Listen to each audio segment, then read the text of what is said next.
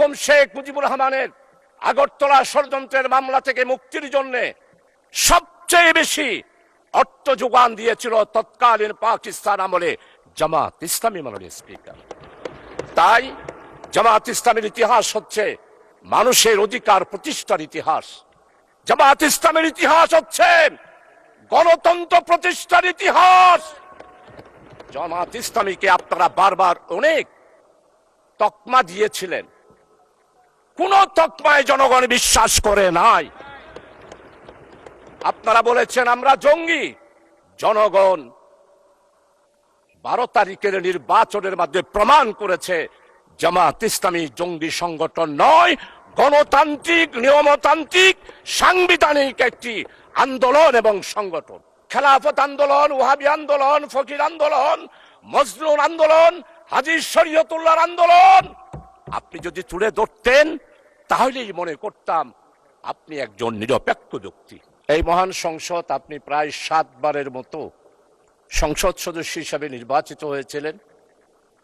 অতীতের পার্লামেন্ট আপনার চেয়ে বেশি এখানে কেউ অভিজ্ঞ নয়। আপনি একজন বীর মুক্তিযোদ্ধা এবং আপনি স্বাধীনতার একজন ইতিহাসের বটবৃক্ষ হিসাবে স্বরাষ্ট্রমন্ত্রী উল্লেখ করেছেন। আমি ওনার সাথে সম্পূর্ণ একমত। মাননীয় স্পিকার, আজকে আমাদের এই মহান সংসদে আমি সর্বপ্রথম বিশেষ করে আমাদের মাননীয় সংসদ সদস্য অত্যন্ত প্রবীণ এবং ইতিহাসবিদ, উনি যেই কথাগুলো উল্লেখ করেছেন আমি মনে করি এগুলোর জবাব দেওয়ার কোনো প্রয়োজন নেই। তার কারণ হচ্ছে জাতি জামাত ইসলামীকে ইতিহাসের কাঠগড়ায় এইবারের নির্বাচনে আনুপাতিক হারে ভোটের সংখ্যার দিক থেকে জাতি আমাদেরকে স্বীকৃতি দিয়ে দিয়েছে আমরা যে দেশপ্রেমিক, আমরা দেশকে ভালোবাসি, দেশের মানুষকে ভালোবাসি। আজকে কথা উঠেছে মুক্তিযোদ্ধা সম্পর্কে। জামাত ইসলামী এই পর্যন্ত স্বাধীনতার ইতিহাস সম্পর্কে জামাত ইসলামীর পক্ষ থেকে স্পষ্ট বক্তব্য দিয়ে দেওয়া হয়েছে মাননীয় স্পিকার।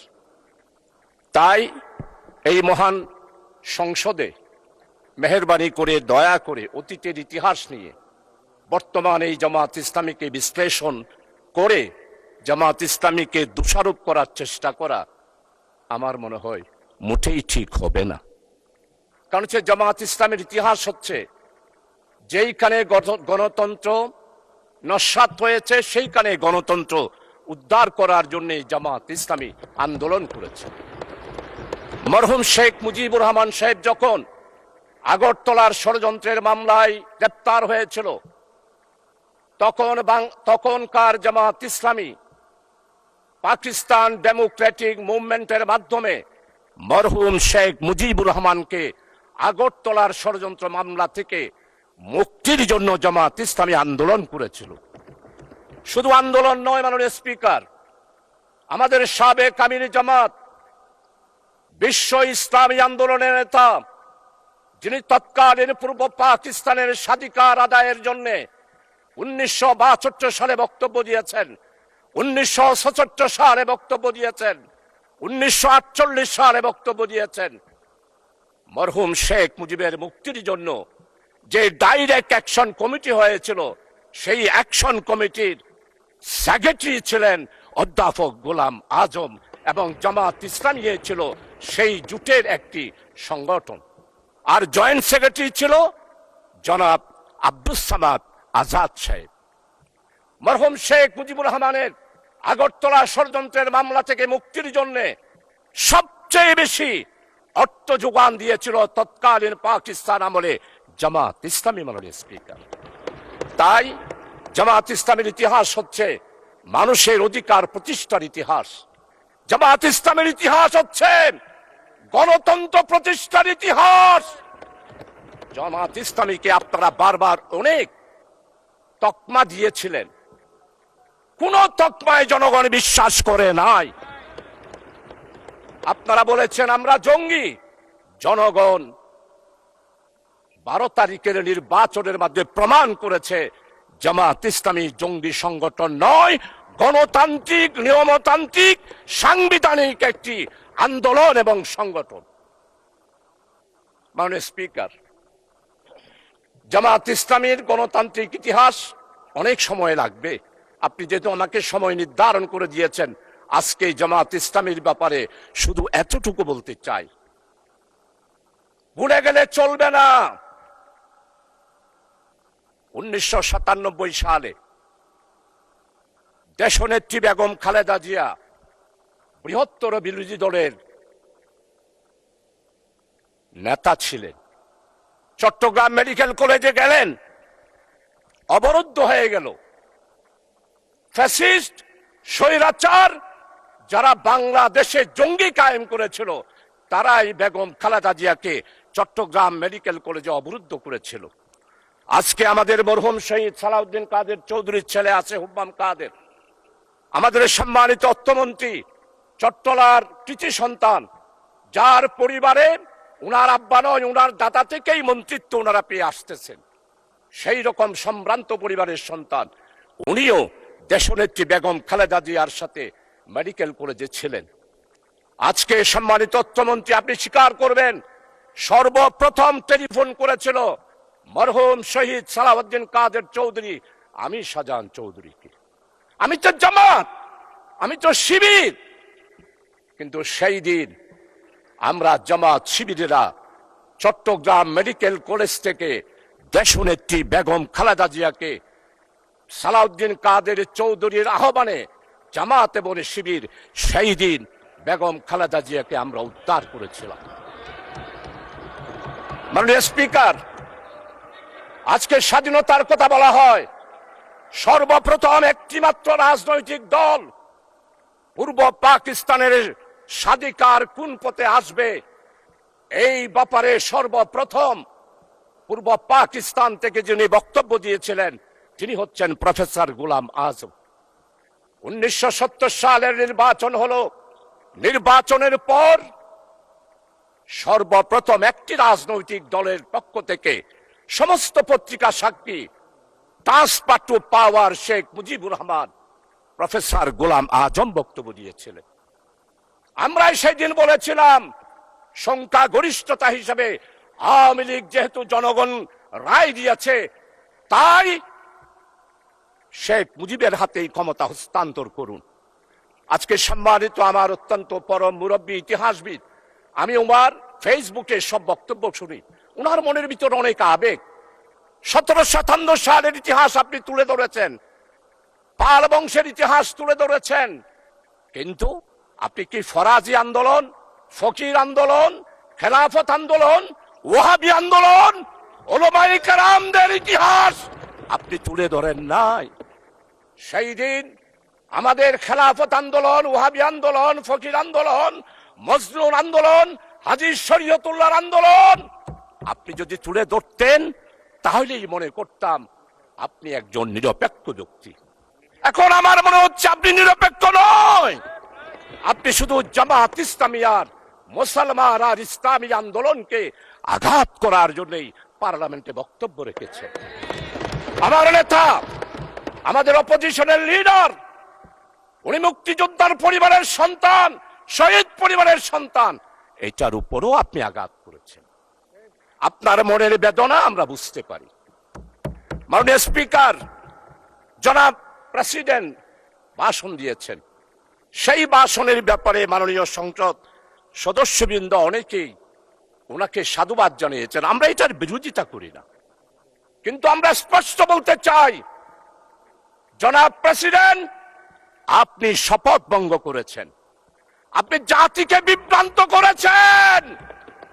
আপনি বলেছেন প্রধানমন্ত্রীর পদত্যাগ আপনার কাছে পৌঁছে নাই, আপনি নাকি সেটা গ্রহণ করেন নাই। তাহলে আপনারাই বিচার করেন সংসদে, একজন প্রেসিডেন্ট শপথ নেওয়ার পর কিভাবে জাতিকে বিভ্রান্ত করার জন্য ইন্টারিয়াম গভর্নমেন্ট গঠন হওয়ার 6 মাসের পরেও উনি বললেন শেখ হাসিনার পদত্যাগপত্র আমার কাছে পৌঁছে নাই।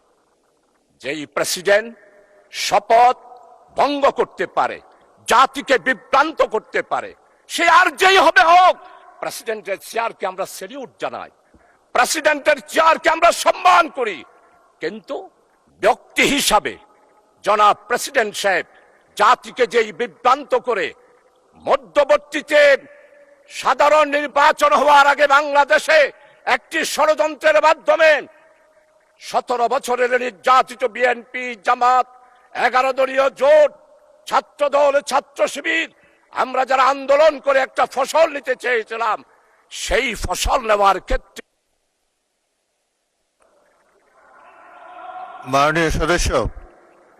মাননীয় সদস্য আপনি 2 মিনিটের মধ্যে কনক্লুড করেন। অ্যানাদার 2 মিনিটস, 2 মিনিটে শেষ করুন। আচ্ছা ঠিক আছে মাননীয় স্পিকার, আপনার কথা আমি অবশ্যই শেষ করব। মাননীয় স্পিকার, আমাদের নেতৃবৃন্দ আজকে মাওলানা মতিউর রহমান নিজামী নেই, 10 বছর পার্লামেন্টে ছিলেন, আপনি তার সাক্ষী। মাওলানা মতিউর রহমান নিজামী এই পার্লামেন্টে কাকো আঘাত দিয়ে কোনোদিন কথা বলেছে? আমি ওনার বক্তব্য লাইব্রেরিতে গিয়ে সবসময় পড়ি, যেমন শাহজিজের বক্তব্য পড়ি, তেমন মাওলানা মতিউর রহমান নিজামী শহীদের বক্তব্য পড়ি। মাননীয় স্পিকার, আজকে মাওলানা মতিউর রহমান নিজামীকে খুঁজে পায় না পার্লামেন্টে। আল্লামা হযরত মাওলানা দেলোয়ার হোসেন সাইদি রহমতুল্লাহ আলাইহি উনি এইখানে বক্তব্য রেখেছেন। আজকের সম্মানিত মির্জা ফখরুল ইসলাম মহাসচিব চরমভাবে শ্রদ্ধা করি, উনি আমাদের কৃষি মন্ত্রী মাওলানা মতিউর রহমান নিজামীর স্টেট মিনিস্টার ছিলেন, প্রতিমন্ত্রী ছিলেন। উনি এত ভালো ভালো পদক্ষেপ নিয়েছেন কৃষি ডিপার্টমেন্টে। আজকের কৃষিমন্ত্রী যিনি আছেন অত্যন্ত বিজ্ঞ। আমার মনে হয় আমাদের মির্জা ফখরুল ইসলাম সাহেবের রেখে যাওয়া, মাওলানা মতিউর রহমান নিজে রেখে যাওয়া কৃষি মন্ত্রণালয়ে উনি সেই পদক্ষেপগুলো গ্রহণ করছেন। আজকে তাকে শ্রদ্ধা ভরে স্মরণ করছি। তাকে কেন ফাঁসি দেওয়া হলো মাননীয় স্পিকার? উনি কি মানবতা বিরোধী অপরাধ ছিল? আজকে দেলোয়ার হোসেন সাইদি সাহেবের রাজ সাক্ষী, উনার বিরুদ্ধে সাক্ষী দেওয়ার জন্য যেই সনাতনী হিন্দু ধর্মের ভদ্রলোক ছিলেন, উনি কি বলেছেন? আল্লামা দেলোয়ার হোসেন সাইদি হত্যা করা দূরে থাক, স্বাধীনতার ব্যাপারে, স্বাধীনতা যুদ্ধের ব্যাপারে এই মহান পার্লামেন্টে 96 সালে, 2001 সালে তৎকালীন এই ফ্যাসিস্ট আওয়ামী লীগ সরকারকে আঘাত লাগে সেই রকম কোন কথা আল্লামা হযরত দেলোয়ার হোসেন সাইদি রাখে নাই। মাননীয় স্পিকার, ধন্যবাদ, ধন্যবাদ মাননীয় সদস্য, ধন্যবাদ। আচ্ছা 1 মিনিট বলেন, 1 মিনিট। মাননীয় স্পিকার, ইনশাআল্লাহ আরেকদিন বলবো, আরেক সময় বলবো। আমার চট্টগ্রামকে দেশনেত্রী বেগম খালেদা জিয়া বাণিজ্যিক রাজধানী ঘোষণা করেছিলেন। সেই স্টেজে আমাদের সম্মানিত আজকের অর্থমন্ত্রী উনিও আছেন। আজকে বাণিজ্যিক রাজধানী হিসাবে আমাদের বন্দর, আমাদের চট্টগ্রামের উন্নয়ন, চট্টগ্রামের জলবদ্ধতা, মাননীয় স্পিকার কিছুই নেই। সর্বশেষ বিদ্যুতের ব্যাপারে একটু কথা বলতে চাই। মাননীয় স্পিকার, বিদ্যুৎ পার পেয়ে যাচ্ছে বিদ্যুৎ কাটের লুটারা সিন্ডিকেট। এখনো শেখ হাসিনার, মির্জা আজম, হাসান মাহমুদ, এরপরে আপনাদের সবার জানা রয়েছে বিপুল পরিমাণ